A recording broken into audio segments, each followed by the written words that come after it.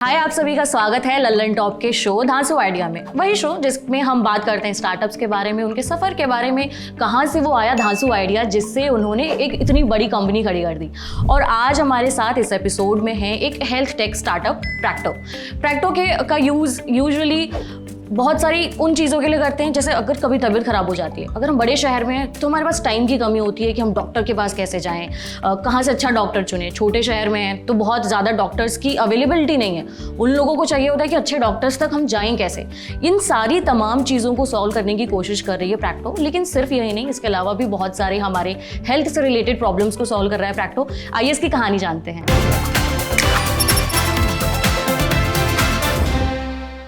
अभिनव और शशांक दोनों NIT से पढ़ाई कर रहे थे। तभी शशांक के पिता को किसी वजह से ऑपरेशन कराने की जरूरत पड़ी।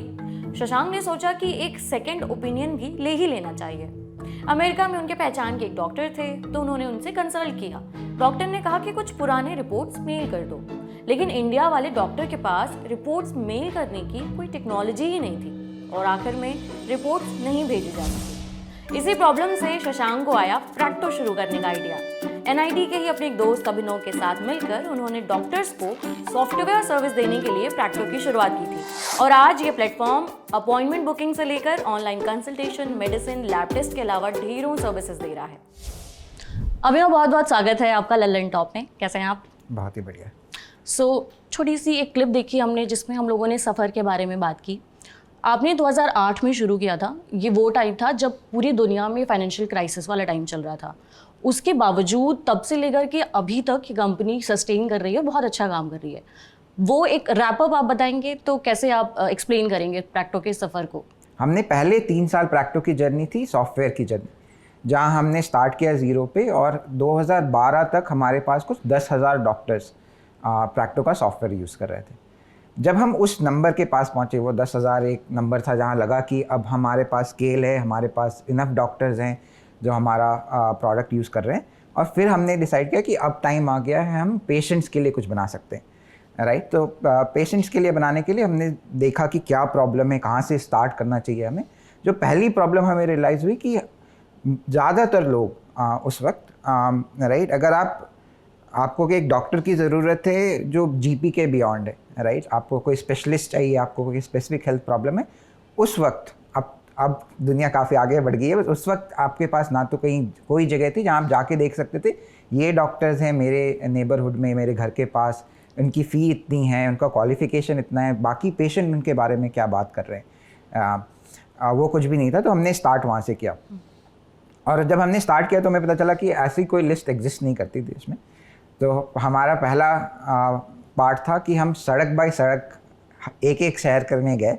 हमने सारे क्लिनिक, हॉस्पिटल ढूंढे, उनका डिटेल्स दिया, फिर हम जाके डॉक्टर्स से मिले, हमने उनका डिटेल्स दिया, हमने उन सब कुछ वेरीफाई किया कि डॉक्टर की डिग्री क्या है, डॉक्टर ने किस कॉलेज में पढ़ाई की, क्या ये एक्चुअल डॉक्टर हैं, उनकी फ़ी क्या है, और वो सारा डिटेल हम ऑनलाइन लेके आए। और वहाँ वो करने के बाद फिर प्रैक्टो एक्चुअली कंज्यूमर साइड में हमने पहला ग्रोथ देखा, राइट। हम 2012 में हमने लॉन्च किया। भाई 2014 10 लाख लोग हर महीने प्रैक्टो यूज़ कर रहे थे डॉक्टर्स ढूंढने के लिए। हम पहले प्लेटफॉर्म थे जहां हमने पहली बार पेशेंट्स को दिया एक तरीका जहां पर वो डॉक्टर्स के बारे में लिख सकते कि उनका एक्सपीरियंस कैसा था, अच्छा या बुरा, जो कि देश में पहली बार ऐसा हुआ। आज प्रैक्टो पे 10 लाख से ज़्यादा रिव्यूज़ डॉक्टर्स के लिए हैं और हम सबसे बड़े प्लेटफॉर्म हैं। और आपके कंज्यूमर्स में डॉक्टर्स का कितना परसेंटेज है और पेशेंट्स का, मतलब अगर हम परसेंटेज में पूछें तो?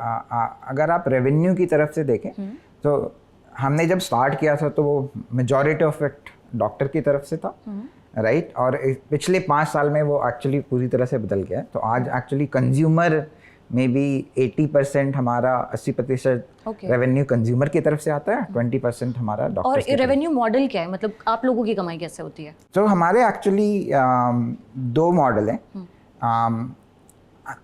एक्चुअल रेवेन्यू जब हम कहते हैं कि कंज्यूमर की तरफ से आता है, जैसे आपने ऑनलाइन कंसल्टेशन किया, आपने मेडिसिन डिलीवरी ऑर्डर की या डायग्नोस्टिक टेस्ट प्रैक्टो से बुक किया, तो कंज्यूमर हमें डायरेक्टली पे कर रहे हैं सर्विस के लिए। तो एक वो रेवेन्यू स्ट्रीम हुआ। और दूसरा हमारे डॉक्टर की तरफ से रेवेन्यू आता है। तो डॉक्टर के लिए हमारे पास 2 सर्विसेज हैं। एक तो हमारा सॉफ्टवेयर है जिसके लिए वो सब्सक्रिप्शन फ़ी पे करते हैं।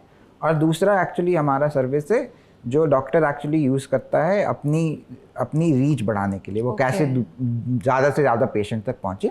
वहाँ पर जब आप practo.com पे डॉक्टर के साथ अपॉइंटमेंट बुक कर रहे हो तो हर अपॉइंटमेंट के लिए डॉक्टर हमें एक छोटी फ़ी देते हैं। वो फिक्स्ड अमाउंट है, certain percentage. Actually health care में हम परसेंटेज नहीं कर सकते बिकॉज हेल्थ केयर में वो कट प्रैक्टिस हो जाता है, राइट। वो रेगुलेटरी रिक्वायरमेंट है कि आप परसेंटेज नहीं ले सकते। तो हमारा मॉडल हमेशा रहा है कि हम एक फिक्स फ़ी लेते हैं डॉक्टर से, जो टेक्नोलॉजी फ़ी है। जो भी हमारा इन्वेस्टमेंट जा रहा है पूरा प्लेटफॉर्म चलाने के लिए, मतलब हमारा वेबसाइट, ऐप और उसके लिए। सो एक हम फिक्स टेक्नोलॉजी फ़ी लेते हैं हर एक अपॉइंटमेंट जो बुक होता है प्रैक्टो पे। कब आपने टियर 2-3 में एक्सपैंड करना शुरू किया? सो एक्चुअली हमने टियर 2-3 में एक्सपेंशन शुरू किया था 2015 में। 2015-16 में हमने एक्चुअली एक्सपेंशन स्टार्ट किया था, बट वो थोड़ा मेजर्ड था। हमने बहुत ज़्यादा एक्सपैंड नहीं किया, हम बहुत सारे शहरों में नहीं गए। लेकिन एक्चुअली अगर मैं पिछले 3 साल में देखूं, राइट, तो जैसे मैं कह रहा था, मेरे 2 प्रोडक्ट हैं। आप अपॉइंटमेंट बुक करके डॉक्टर से फिजिकली जाके मिल सकते हो क्लिनिक हॉस्पिटल पे, या तो आप ऑनलाइन कंसल्टेशन कर सकते हो। जो ऑफलाइन अपॉइंटमेंट है जहाँ आप फिजिकली मिल रहे डॉक्टर से, वो एक्चुअली मोस्टली अभी भी बड़े शहरों में ही है। बट अगर आप ऑनलाइन कंसल्टेशन देखो, जो कि एक्चुअली जहाँ हमने देखा है कि एक्चुअल जेन्युइन नीड पेशेंट की है, जो आप छोटे शहरों में हैं जहाँ डॉक्टर्स की अवेलेबिलिटी कम है या सर्टेन स्पेशलिटी के डॉक्टर अवेलेबल नहीं है, वहाँ हम एक्चुअली देख रहे हैं कि ज़्यादातर लोग छोटे शहरों में यूज़ कर रहे हैं। तो हम ये डेटा हम अगले पिछले साल का डेटा देख रहे थे। पिछले साल एक्चुअली 1000 से ज़्यादा शहरों और गाँवों से लोगों ने प्रैक्टो का ऑनलाइन कंसल्टेशन यूज़ किया है। तो अगर आप वो देश के नक्शे में देखेंगे तो एक्चुअली हमने पूरा देश कवर कर लिया है, राइट। देयर इज कोई सा भी पार्ट बचा नहीं है जहाँ पर लोगों ने प्रैक्टो को यूज़ नहीं किया है ऑनलाइन कंसल्टेशन के लिए। ओके, और एम्प्लॉयज़ के टर्म्स में अगर मैं बात करूँ तो जब शुरू किया था तब कितने लोगों के साथ शुरू किया था और आज कितनी बड़ी टीम है? जब हमने कंपनी स्टार्ट की थी तो हम पहले साल में हम कुछ 8 लोग थे। वो 8 लोग काफ़ी सालों तक थे, पहले 2 साल तक, बिकॉज उस वक्त हमारा कोशिश थी कि चेक करना कि ये बिज़नेस है कि भी नहीं। आज प्रैक्टो बट 800 से 1000 लोगों के आसपास, 800 लोगों के आसपास हैं हम। तो 15 साल में। और आप दोनों लोगों का बैकग्राउंड कंप्यूटर साइंस का है मेरे ख्याल से, और आपने हेल्थ स्पेस को चुना। टेक्नोलॉजी नो डाउट है, बट हेल्थ की नॉलेज होना भी इम्पॉर्टेंट है। आप लोगों के बारे में कैसे डील किया? क्या प्रॉब्लम आई उस चीज़ को लेकर के कि इस फील्ड में हमारा कोई पकड़ नहीं है हमारी? कैसे डील किया? तो जब हमने स्टार्ट किया प्रैक्टो, जैसे मैं बता रहा था कि पहले 3 से 4 साल हम सॉफ्टवेयर बना रहे थे। सॉफ्टवेयर हेल्थ केयर के लिए बना रहे थे, बट एटलीस्ट सॉफ्टवेयर ही बना रहे थे, तो वो थोड़ा आसान था। हमारे प्रैक्टो की जर्नी में हमेशा एक हमारी चीज़ बहुत कंसिस्टेंट रही है। हमने हमेशा किया है कि हमने बहुत सारा टाइम एक्चुअली मार्केट में स्पेंड किया। तो जब हमने सॉफ्टवेयर बनाना स्टार्ट किया था, हम सारे लोग ज़्यादातर टाइम क्लिनिक्स में जाकर डॉक्टर के साथ बैठते थे। तो हम सब लोगों ने ऐसा किया कि हम 4, 5, 6 घंटे दिन में हम क्लिनिक में बस बैठे। डॉक्टर क्या कर रहा है, रिसेप्शनिस्ट क्या कर रहे हैं, नर्स क्या कर रहे हैं, वो कैसे काम कर रहे हैं, क्या यूज़ कर रहे हैं, कहाँ उनकी प्रॉब्लम्स है, राइट। तो हमने सॉफ्टवेयर से उसने बहुत हेल्प की हमारी समझने में इंडस्ट्री को। बट जब हमने कंज्यूमर के साइड स्टार्ट किया, तब हमने अपनी मेडिकल टीम बनानी शुरू की। तब हम लोगों को लेके आए जिनको इंडस्ट्री का बहुत सारा एक्सपीरियंस था। और दूसरी चीज़ वो है जिसने बहुत हेल्प किया हमें बनने के लिए। अब 15 साल बाद ऐसा लगता है कि हम थोड़ा, हेल्थ केयर इतना बड़ा है कि अभी भी हम पूरी तरह से नहीं समझते, बट हम एक पॉइंट पे पहुंच गए जहाँ हमें अच्छी पकड़ है हेल्थ केयर इंडस्ट्री के बारे में।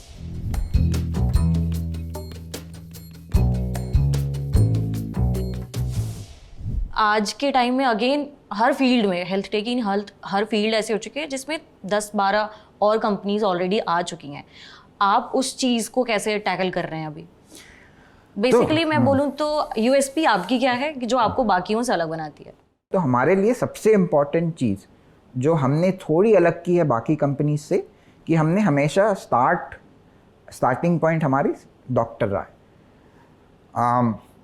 सो अगर आज हम देखें डॉक्टर के प्लेटफॉर्म से, आज हमारे पास कुछ 1 लाख डॉक्टर्स प्रैक्टो का इस्तेमाल करते हैं।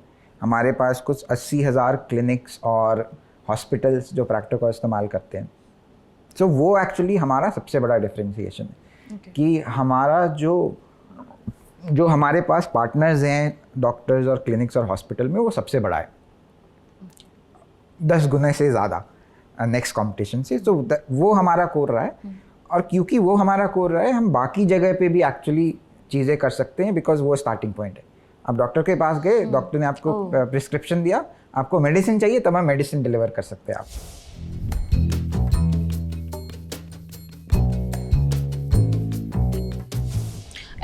अगर कोई ऐसा यूज़र है जो प्रैक्टो को यूज़ करना चाह रहा है, तो उसको कौन कौन सी सर्विसेज प्लेटफॉर्म पे मिलेंगी? सो आज प्रैक्टो में एक्चुअली अगर आप कोई यूज़ करना चाह रहा है, तो आपको पहली चीज़ ये मिलेगी कि अगर आपको डॉक्टर की ज़रूरत है तो आपके पास सारे ऑप्शन। आपको अगर कोई छोटी प्रॉब्लम है तो आप घर बैठे डॉक्टर से बात कर सकते हो, कोई बड़ी प्रॉब्लम है आप जाकर मिल सकते हो, तो वो स्टार्टिंग पॉइंट हो। उसके अलावा आप मेडिसिन ऑर्डर कर सकते हो, हम आपके घर पे डिलीवर करते हैं। आप डायग्नोस्टिक टेस्ट ऑर्डर कर सकते हैं, आपको टेस्ट कराना है किसी चीज़ का, ब्लड टेस्ट या सब कुछ, तो कोई आएगा आपके घर पे, सैंपल कलेक्ट करके जाएगा, आपके ऐप पे आपकी रिपोर्ट अवेलेबल हो जाएगी। हम आज डायबिटीज़ रिमिशन प्रोग्राम कर रहे हैं कि अगर आपको डायबिटीज़ है और आप एक्चुअली उसको अच्छी तरह से मैनेज करना चाहते हो, तो आप हमारे प्लान पे आ सकते हो। हम आपको 6 महीने तक हेल्प करते हैं डायबिटीज़ मैनेज करने के लिए, और सिखाते हैं चीज़ें जिससे आप उसको लाइफ लॉन्ग मैनेज कर सको। हम एक्चुअली आपको अगर सर्जरी की ज़रूरत है तो हम आपको हेल्प करते हैं सर्जन ढूंढने के लिए, हॉस्पिटल ढूंढने के लिए, कहाँ पर आप वो सर्जरी करा सकते हो, उसकी क्वालिटी कैसी है, क्योंकि हम बिहाइंड द सीन्स सारी चीज़ें चेक करते हैं, तो आपको हेल्प करते हैं। तो ये मेन सर्विसेज हैं, राइट। डॉक्टर को ढूंढना कंसल्टेशन के लिए, मेडिसिन, डायग्नोस्टिक, क्रॉनिक डिजीज़ और सर्जरी, और ये सारी चीज़ें। ये जो डायबिटिक वाला प्लान बताया, इसके चार्जेस क्या हैं? डायबिटिक वाला प्लान जो जिसकी मैं बात कर रहा हूँ, वो सब्सक्रिप्शन फ़ी है। मुझे एग्जैक्टली नंबर्स तो अभी टॉप ऑफ द माइंड याद नहीं है, बट आई थिंक जो बेसिक प्लान है वो कुछ 20,000 रुपये हम लेते हैं उस आपको हेल्प करने के लिए मैनेज। वो प्रोग्राम 6 महीने का है, जिसमें आप मैनेज कर सकते हैं। जो हाल कोविड के टाइम पे मेरे ख्याल से दवाओं की जो होम डिलीवरी है, उसकी डिमांड बहुत ज़्यादा बढ़ी है, लेकिन कितना भी ज़्यादा आप फास्ट कर लें, 2 दिन लग जाते हैं। मतलब सेम डे डिलीवरी, या बोलूँ क्विक, जैसे बाकी सारी चीज़ों की डिलीवरी हो जाती है 10 मिनट में, मेडिसिन की नहीं हो पाती है। वो यूजुअली टेक्स 1 दिन, मतलब या तो मैक्स टू मैक्स मेरे ख्याल से लेटेस्ट अगले दिन आएगा। ऐसा क्यों होता है कि हम इंस्टेंट दवाओं की डिलीवरी नहीं हो पाती है? सो अब हम देख रहे कि वैसा ये इम्प्रूव हो रहा है, राइट। तो अगर आप सोचें कि हम कॉमर्स को ले लें, जहाँ पर ये डिलीवरी अब बहुत फास्ट है। इंडिया में ई कॉमर्स स्टार्ट हुआ था 2009 में, और अगर मैं सोचूं कि फास्ट डिलीवरी, जहाँ अगर आप अमेज़ॉन पे ऑर्डर कर रहे हो, सुबह और शाम तक आपको सामान मिल जा रहा है, या अगर आप देखें ग्रोसरी, राइट, ये सारे सेगमेंट एक्चुअली स्टार्ट हुए थे, ग्रोसरी स्टार्ट हुए थे 2011 में। तो I think her specific segment की एक जर्नी रही है, तो जहाँ पर स्टार्ट हुआ था, राइट। अगर मैं याद करूँ ग्रोसरी का, तो ग्रोसरी आपको 1 दिन पहले ऑर्डर करनी होती थी, आपका एक फिक्स स्लॉट होता था, और उस स्लॉट पे आती थी। आज हम जहाँ हैं, आप ऑर्डर करो और 10 मिनट में आपके घर वो ग्रोसरी पहुँच जाती है। तो वो एवोल्यूशन है। आई थिंक मेडिसिन डिलीवरी भी वो जर्नी के थ्रू जा रही है। मेडिसिन डिलीवरी एक्चुअली मेजर तरह से 2015-16 में ये सेगमेंट स्टार्ट हुआ, जहाँ बहुत सारी कंपनियाँ आए या उस प्रॉब्लम को सॉल्व करने की कोशिश कर रही थी। अब हम उस पॉइंट पे पहुँच रहे हैं जहाँ हम देख रहे हैं कुछ कंपनियाँ वहाँ पहुँच रही हैं, जहाँ वो जल्दी मेडिसिन, कुछ बड़े शहरों में वो हो गया है जहाँ आप ऑर्डर करो, आपको 6 घंटे में मेडिसिन मिल जाएगी। बट वो सारे मेडिसिन के लिए नहीं है, क्योंकि मेडिसिन का वो भी है कि पोर्टफोलियो बहुत बड़ा है, राइट। आपके पास 2 लाख 2.5 लाख डिफरेंट मेडिसिन है, वो आप हर जगह नहीं स्टॉक कर सकते। तो कोशिश हो रही है कि जो मेडिसिन ज़्यादा फ्रीक्वेंटली यूज़ होती है वो हम जल्दी डिलीवर यूज़ करते हैं, जो मेडिसिन बहुत फ्रीक्वेंटली नहीं होती वहाँ अभी भी थोड़ा टाइम लगता है। मतलब मुझे लगता है अगले 3 से 5 साल में हम वहाँ पहुँच जाएंगे जहाँ मेडिसिन भी आपको 1 घंटे से कम टाइम पे आपके पास पहुँच जाएगी।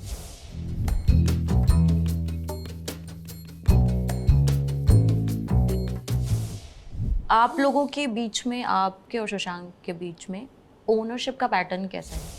तो मेरे और शशांक के बीच में चीज़ें काफ़ी सिंपल रही है। हमने अपनी कंपनी स्टार्ट की, हमने बराबर बांटा, और वो ओवर टाइम वैसा ही चला रहा है। ऑफकोर्स अब और भी बहुत सारे इन्वेस्टर्स हैं प्रैक्टो की जर्नी में जिन्होंने इन्वेस्ट किया है कंपनी में, बट ओनरशिप मोर और लेस बराबर ही है हमारे पास हमेशा से।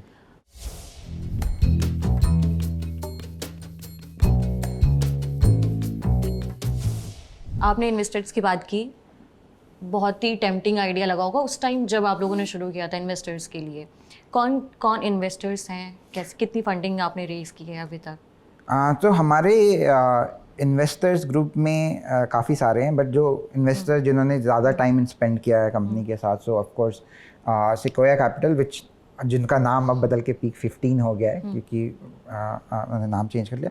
मैट्रिक्स एक अनदर बड़ा इन्वेस्टर है प्रैक्टो में, जो, और ये दो फंड्स हैं जो स्टार्टिंग से, जिन्होंने 2012-13 में एक्चुअली प्रैक्टो की जर्नी को ज्वाइन किया और उस समय से हमारे साथ है। उसके अलावा हमारे पास गूगल है, गूगल भी एक्चुअली प्रैक्टो का एक इन्वेस्टर है। हमारे पास सोफीना है जो यूरोप का एक बड़ा इन्वेस्टमेंट फर्म है, वो है। उसके अलावा और भी बहुत सारे इन्वेस्टर्स हैं प्रैक्टो में।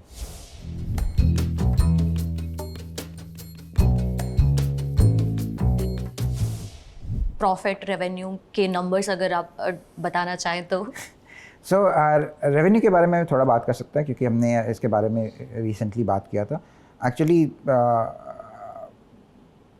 पिछले साल financial year, which is financial year 23 के नंबर्स अभी अगले कुछ हफ्तों में बाहर आएंगे, तो अभी मैं इसके बारे में बात नहीं कर सकता। बट उससे पिछले साल हमारा रेवेन्यू एक्चुअली 2x ग्रोथ किया हमारा हुआ था 2021 से 22 के बीच में। उस वक्त हम कुछ 200 करोड़ के आसपास का रेवेन्यू, हमने 200 करोड़ हमने रेवेन्यू किया था, और हम उम्मीद कर रहे हैं कि वो ट्रेजेक्ट्री अगले कुछ साल तक मेंटेन रहेगी। प्रॉफिटेबिलिटी प्रैक्टो के स्ट्रैटेजी का बहुत कोर पार्ट हमेशा रहा है। हम 2019 से प्रॉफिटेबिलिटी की बात करते आ रहे हैं, और हम काफ़ी नज़दीक हैं। ये अनदर टॉपिक है जिसके बारे में हम जल्दी बात करेंगे। ओके। कोई ऐसा प्लान कि आपको पब्लिक कंपनी बननी हो, आईपीओ लाना हो, क्योंकि आपके टाइम की बहुत इंटरनेट कंपनीज ऑलरेडी लिस्टेड हैं? सोचते हुए हमें हमेशा पता है कि एक पॉइंट है जहाँ हमें पब्लिक जाना पड़ेगा, क्योंकि वो ज़रूरी है for us to continue.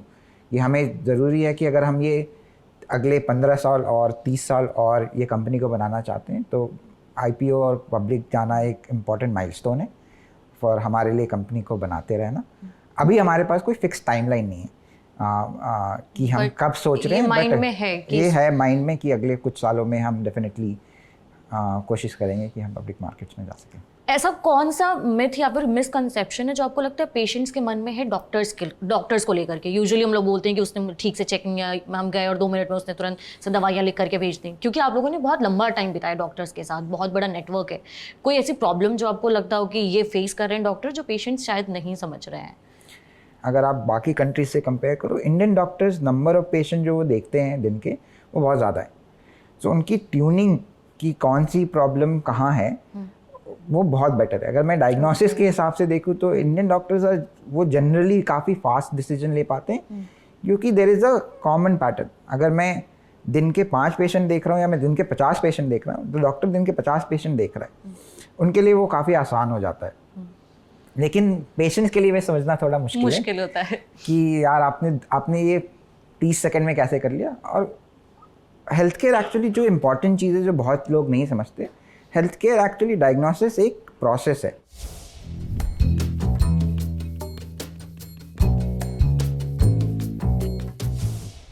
Conversation के एंड की तरफ बढ़ते हुए एक आखिरी सवाल मैं आपसे पूछूंगी, कोई एक ऐसे एडवाइस जो आपने अपने 15 साल के एक्सपीरियंस से सीखा और आपको लगता हो कि आजकल के जो फाउंडर्स हैं उनमें वो चीज़ होनी चाहिए जो इम्पॉर्टेंट है? तो एक्चुअली अभी जैसा माहौल चल रहा है स्टार्टअप वर्ल्ड में, मैं 2 चीज़ें बताना चाहूँगा कंपनियां जो अभी स्टार्ट कर रही हैं। एक तो बहुत ही इम्पॉर्टेंट चीज़ है जो हमने सीखी और जो बहुत ही हेल्पफुल रही है, परसिवेरेंस, कि आप कोशिश करते रहो। हमने देखा है बहुत सारे स्टार्टअप, जब आप अपना पहला फेलियर आपका आता है ना, तो आपको लगता है अरे ये तो काम नहीं कर रहा, ये काम नहीं करेगा, राइट। जब हमने प्रैक्टो स्टार्ट किया था, आज जब हम कहानियाँ बताते हैं, हम बात करते हैं क्या क्या, किन किन, ज़्यादातर बात करते हैं क्या क्या चीज़ें जिन्होंने काम किया, उससे बहुत ज़्यादा चीज़ें हैं जिसने काम नहीं किया, राइट। उसके बारे में हम ज़्यादा बात नहीं करते। तो अगर आप अपने मिशन पे, अपने विजन पे आपको कॉन्फिडेंस है, आप वहाँ तक कैसे पहुँचोगे, वो रास्ते बदलते रहते हैं, आपको इवॉल्व होता रहना पड़ेगा, क्योंकि चीज़ें आपके आसपास बदल। जब हमने कंपनी स्टार्ट की थी, स्मार्टफोन इंडिया में कॉन्सेप्ट नहीं था 2008 में, बट 2013, 14, 15 में हमारे आजू बाजू सारी दुनिया बदल गई, राइट। हमें रियलाइज़ हुआ कि जो हम लैपटॉप के लिए जो प्रोडक्ट बना रहे थे वो अब उतना रेलेवेंट नहीं रहा। हमें स्मार्टफोन के लिए सब कुछ, जो कुछ भी हमने पिछले 5 सालों में बनाया था, वो सब कुछ हमें दोबारा ऐप में बनाना है, फ़ोन के लिए बनाना है, राइट। सो आपको लगे रहना पड़ेगा, हमेशा कोशिश करती रहनी पड़ेगी। कुछ चीज़ें, बहुत सारी चीज़ें नहीं काम करेंगी और कुछ चीज़ें काम करेंगी। आप जो चीज़ें काम कर रही हैं, अगर आप उसको अच्छी तरह से आइडेंटिफाई कर रहे हैं और उस पर डबल डाउन कर रहे हैं, उस पर ज़्यादा मेहनत कर रहे हैं, तो आपको सक्सेस मिलेगा। दूसरी चीज़ जो हमने रियलाइज़ की, जो एक्चुअली आज के टर्म में बहुत इम्पॉर्टेंट है, कि आपके बाहर चीज़ें हैं जो आपके कंट्रोल में और चीज़ें आपके कंट्रोल में नहीं है, राइट। चीज़ें जो आपके कंट्रोल में हैं, जो आप प्रोडक्ट बना रहे हो, जो आप वैल्यू डिलीवर कर रहे हो अपने कस्टमर को, आप उसके कितना रेवेन्यू जनरेट कर रहे हो, आप कितने प्रॉफिट बना रहे हो, लॉस बना रहे हो, कैसे कंपनी को रन कर रहे हो, वो आपके कंट्रोल में। आपकी फंडिंग क्या है, आपका वैल्यूएशन क्या है, बाहर के लोग आपके बारे में क्या सोचते हैं, वो आपके कंट्रोल में नहीं है। तो वो एक बहुत इम्पॉर्टेंट है, राइट। अगर मैं क्रिकेट के टर्म में बोलूँ, वर्ल्ड कप चल रहा है, राइट, फंडामेंटल्स, राइट।